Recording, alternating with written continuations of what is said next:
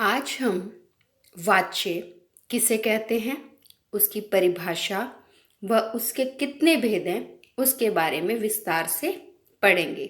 तो आइए अब एक एक कर इन्हें समझने की कोशिश करते हैं। वाच्य को समझने के लिए निम्न वाक्यों को देखिए। पहला वाक्य है नंदू पतंग उड़ाता है। तो यहाँ पर कर्ता कौन है? नंदू है। और पहले वाक्य में जो क्रियाएं हैं वो कर्ता के लिंग और वचन के अनुसार है, अर्थात नंदू पुल्लिंग है तो उड़ाता है, क्रिया भी उसके हिसाब से है, वचन और लिंग के अनुसार है। दूसरा वाक्य है नंदू द्वारा पतंग उड़ाई जाती है। दूसरे वाक्य में जो क्रिया है वो कर्म के लिंग और वचन के अनुसार है।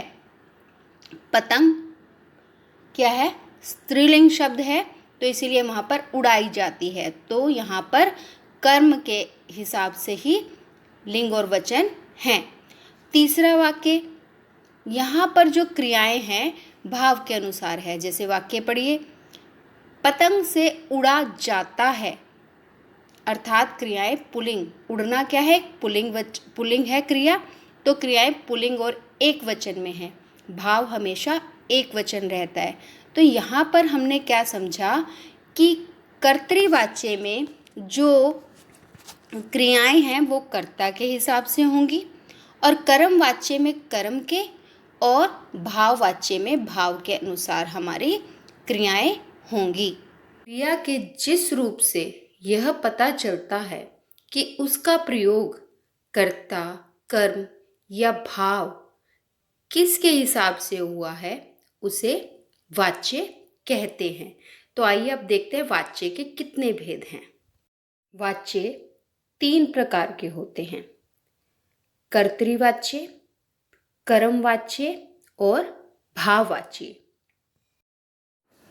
कर्तृवाच्य, जिस वाक्य में क्रिया का प्रयोग अपने कर्ता के पुरुष, लिंग तथा वचन के अनुसार होता है उसे कर्तृवाच्य कहते हैं। जैसे राकेश चित्र बनाता है।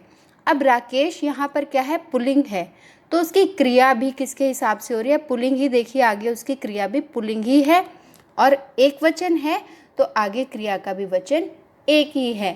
तो यहाँ पर जो हमारी क्रिया का प्रयोग है वो कर्ता के हिसाब से हो रहा है।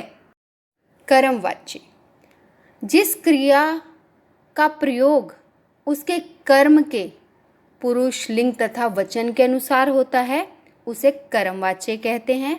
हमने पहले भी समझा है, यहाँ पर जो लिंग और वचन होगा क्रिया का वो किसके हिसाब से होगा? कर्म के हिसाब से होगा। अब बढ़ई द्वारा मेज बनाई जाती है। मेज क्या है आपकी?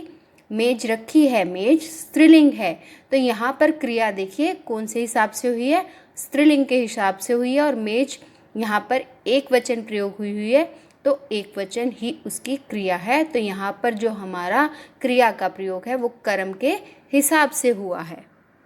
एक अंतिम भेद है भाववाच्य, जिस वाक्य की क्रिया का प्रयोग भाव के अनुसार होता है उसे भाववाच्य कहते हैं। अब उदाहरण देखिए, नानी से टहला नहीं जाता। अब यहाँ पर टहलना क्या है? क्रिया है, और कर्म यहाँ पर नहीं है, कर्ता की बात नहीं हो रही है। जो भाव है उसके हिसाब से ही हमने क्या किया है? उसकी क्रिया का प्रयोग किया है, तो यहाँ पर हमारा भाववाच्य है।